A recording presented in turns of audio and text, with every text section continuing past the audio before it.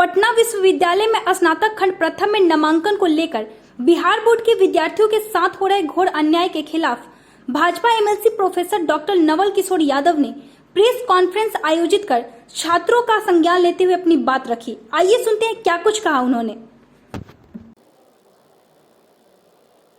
और उस पत्र को आपके सामने मैं प्रकाशित कर रहा हूँ। ये जो बिहार बोर्ड के बच्चे हैं, जो गांव गरीब किसान,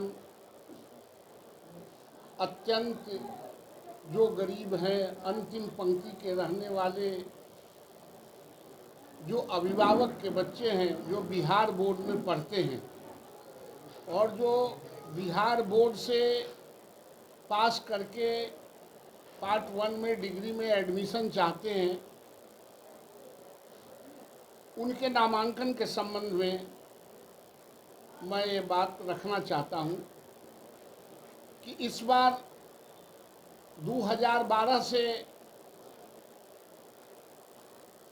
खास करके जो प्रीमियर संस्था है पटना विश्वविद्यालय के या अन्य विश्वविद्यालयों के, वहाँ 2012 से मेरिट पर एडमिशन लिए जाते थे, बच्चों के परीक्षा के आधार पर एडमिशन लिए जाते थे। उससे पहले मार्क्स के आधार पर लिए जाते थे।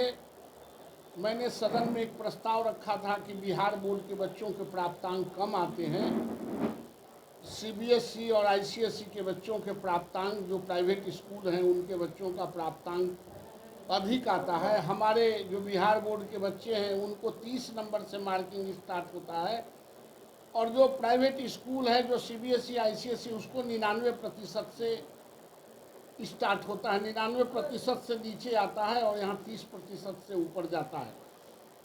दोनों को एक मुकाबले खड़ा नहीं किया जा सकता है। इसलिए इनको जो राज्य सरकार अपने बजट बना के संपोषित करती है जिन बच्चों के लिए, उन बच्चों को प्रीमियर संस्थाओं में आरक्षण दिया जाए और लगभग 80% बच्चों को आरक्षण मिलता था, नामांकन होते थे। इस बार सीबीएसई और आईसीएसई में परीक्षाएं नहीं ली गई, सिर्फ प्राप्तांक भरे गए। +2 के बच्चों को, हमारे यहाँ बच्चों के परीक्षा हुए, एक अखाड़ा में पास करके गया हो और दूसरा इसी तरह मूल्यांकन करके उनको नंबर दे दिया गया। दोनों को एक ही साथ मुकाबले में खड़ा करेंगे तो हमारे गांव गरीब किसान और मजदूर के बच्चे पिछड़ जाएंगे। यह बिहार के लिए दुर्भाग्यपूर्ण है।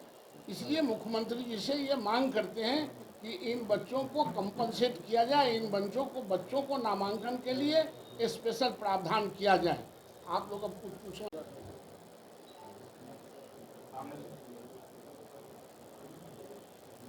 ठीक।